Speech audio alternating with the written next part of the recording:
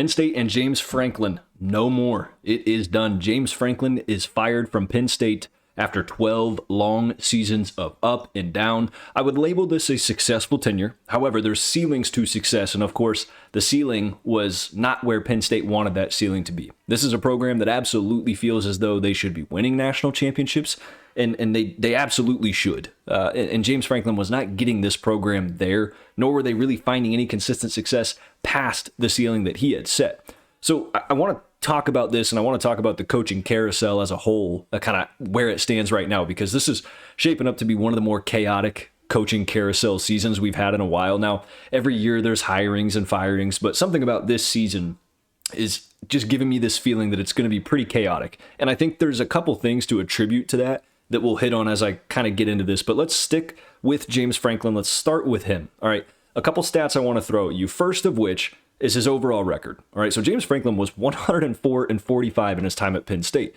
You look at that from an outside perspective. Maybe you don't follow college football all that much and you think, well, my goodness, and they fired him? Yes, it's been an extremely rough start to this season, and it felt like the snowball effect. After the Oregon loss, it only felt like that thing was going to keep rolling down the hill and getting bigger and bigger and bigger. When you're 79th in total offense, Andy Kotelnicki has had zero chemistry and really just no consistency to this offense at all. This offense really hasn't found any legs this defense, I should say, hasn't really found its legs or as much success as they've had with guys like Manny Diaz and Tom Allen and others in the past. So when you make these splash hires and they don't work, it's going to fall on James Franklin. And even coming into this season, really for the last 2, 3, 4 years now, the reputation on him has been he cannot win the big games, right? That's been the biggest thing that we hear all the time. So what are the stats behind that? Okay. 2-21 against the AP top 6 teams in James Franklin's tenure at Penn State. That's not very good. Now, you may sit here and say, well, it's against the top 6 teams in the country. Here's the issue with that is that Penn State feels like they should be.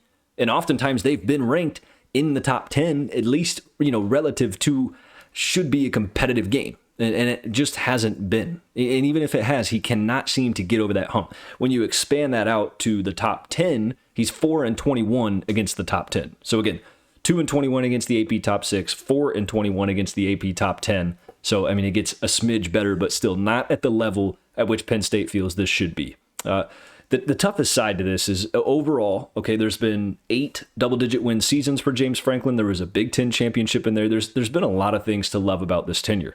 But we are in a day and age now where really you and I, the fans, have created this instant gratification kind of mindset where a lot of these athletic departments, I don't think they're the ones that make these knee-jerk reactions as much as people think. Now, this isn't really an instant gratification situation. Penn State rode this thing out for 12 years. They've had success. It's been consistent. They feel as though James Franklin cannot get them over the hump to get where they want to be, and that's competing for national championships. Now, I get it. Last year, Penn State was in the semifinal. They were one drive away. I've heard people say play. I don't know if I just go as far to say play, but they were realistically one drive away from competing for a national championship. And of course, that did not happen. And now we sit here in 2025, week 7, going into week 8, and James Franklin is no longer there. So we'll get to James Franklin and where I think he may end up here in just a second. I want to talk about Penn State and 1, why I think they made this decision, and 2, who I think they're going to go after for this decision. They kind of coincide together here. So let me give you some reasons why I think Penn State went ahead and pulled the plug on this thing when they did. Clearly, these athletic departments are smart, right? There's millions upon millions of dollars invested into this sport and that flows all around college football, especially at a program like Penn State. I want you to know this. Penn State's estimated roughly at a value of $1.2 billion. So no decision is made without any kind of a plan intact. So Penn State knows who they want to target. Now, personally, I think they're going to go after Curt Cignetti, and the timing of this doesn't shock me one bit. Now, I'm sure there's more on the list, right? You can't just always approach it with, this is our one guy, and that's who we're getting regardless. Penn State, maybe with the value they have, and we'll talk about some of the other teams that would be on the market for this same exact coach when I mention him here in a sec. I don't think it's going to surprise a lot of people. But we'll get to their values and who would maybe be competing in the market. But I know Penn State at least has a list, I would say 3 to 5 deep, of who they're going to call it and kind of scout out and see what they want to do. But I'm telling you right now, I think Curt Cignetti is that first phone call. And the reason I think Penn State pulled this plug when they did, now again, it felt like this was coming. This isn't an entirely massive shock. I think the timing of it maybe was. When you lose to UCLA and Northwestern, though, it's no surprise. There's no time for a down year. There's so much revenue that's pushed in from the fans. When the fans become irritable and not willing to give their money to the people that make this sport go, right, which is the fans, I'm saying that the fans and the players, then athletic departments are going to make a change. Revenue runs the world. They understand that fans bring in revenue. Unhappy fans equals no revenue. You got to put a productive product on the field that consistently wins games, and ultimately at a program like Penn State that can win a championship. So with Curt Cignetti and that instant success that he's had in Indiana, I think that's going to change the landscape of college football. I think a lot of athletic departments see what he's doing there and think that, hey, we're one hire away from having that right there. Now, Penn State's a little bit different, right? They've had that. They've made it to the playoff like Indiana did last year. But here's the difference is that Cignetti just went on the road into Autzen, primetime game, and just beat the Ducks by double digits, something that Penn State at home in a whiteout couldn't do. So when you see that and you think, man, that could be our hire, that could be our guy that could be turning our program into another level. We're already a premier program in college football in the Big Ten Conference. This guy is having this much success in beating these teams with the same exact schedule in the same exact conference that we are. I say same exact schedule, tentatively, but you get what I mean. They're in the same conference. So what's the excuse? There's no reason. And I think countless other teams throughout the country, just to note a couple, even on the same weekend, right? Oregon State and UAB both fire their head coaches. When one presses the button, a lot of people are going to start pressing that button. It's quickly contagious, and teams see, hey, these guys are getting on the market before we are. We got to get out there. Now, I don't think UAB was really in the mindset that they're going to go beat out Penn State for Curt Cignetti. If Cignetti even leaves, and there's obviously more names on the market, but you get what I'm saying. Teams see this and they understand we have to act fast. Negligence is the worst thing you can do as an athletic department. We're going to get to a couple other teams that I think are being completely negligent, really one in mind. We'll get there. So much to unfold here, but really that's it for James Franklin. My opinion on it is I think it was just prolonging the inevitable.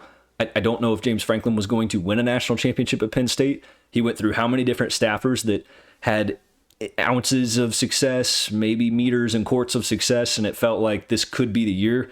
We really looked at this one as a window season, the amount of returning production. I thought Andy Kotelnicki would be the right fit offensively, Drew Aller.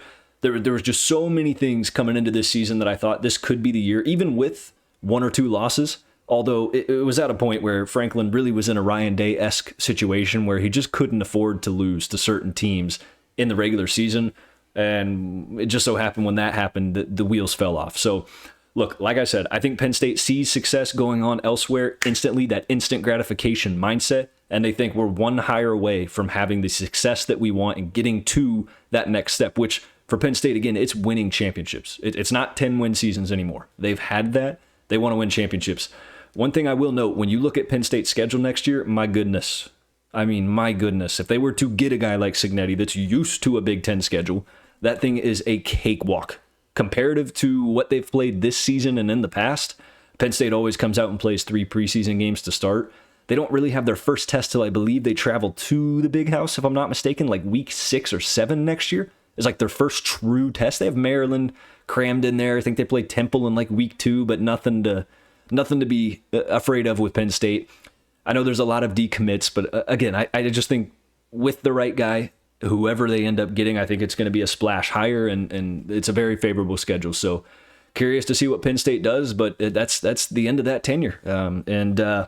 On James Franklin, though, in terms of the coaching carousel, it's not the end of his coaching career. I really don't think it is. Now, again, a lot of that varies as to whether James Franklin wants to be done coaching, if he, of course, wants to take his $50 million from his buyout and wipe his hands clean and call it a broadcasting career from here on out, then that's absolutely more power to him. I absolutely wouldn't blame him for doing it. However, I think if James Franklin still has the urge and the want to coach, there will be a ton of schools calling him. Let me give you 2 that I think right off the top of my head would be a great fit for James Franklin. First off, and you may scoff at this, but just hear me out here. First off, I'm going to say either Stanford or Oregon State. And the reason I say both of these schools is they're not premier programs, at least in terms of, where they're at in the landscape of college football. Stanford's a very storied program. They've had a lot of success. Now, they've never really hit the pinnacle, at least in the last 25, 30 years, right, of college football. And even Oregon State has had up and down seasons. It's been consistently pretty bad, and this year has been woeful for Oregon State. Now, Jonathan Smith had something really special there. Of course, he leaves And many have viewed at least Oregon State as a stepping stone to get to where you want to be. But Franklin's been there. He's been in the SEC. He's been in the Big Ten. I just think with the $50 million buyout he has, I just don't think money's the motive. I really don't think a massive contract to go coach at another school that's going to be extremely tough is what he wants. Like, I can hear people saying it now, well, what about Arkansas, right? And what about UCLA? What about those two schools? One is right back in the same conference he's in where he struggled to beat certain teams. Does he want to put that pressure back on himself? And another's in the SEC, which he's been in before, but it's the same story. If he goes to Arkansas, you have to play Texas, you're playing Oklahoma, you're playing Alabama, you're playing Georgia. You're going in at a program that's only valued at $646 million, has proven they're not willing to spend a lot of money on their football program, at least comparative to Penn State. So is that really what Franklin wants, is to go relive the same exact thing? Now, can he turn these programs into 9-10 win seasons and have success? Absolutely. But then what happens when they get impatient? All right, so whereas the way I look at it is Stanford and Oregon State, we've seen Franklin build programs. What he did at Vanderbilt was unbelievably admirable. And I think if he were to go get a fresh start, money, I don't think would be the motive. It very well could be, and touche, if that's what he's after, then 100%. I get it. If he wants to stay at the SEC or Big Ten level, I 100% get that too. I do think he will have offers there without a doubt.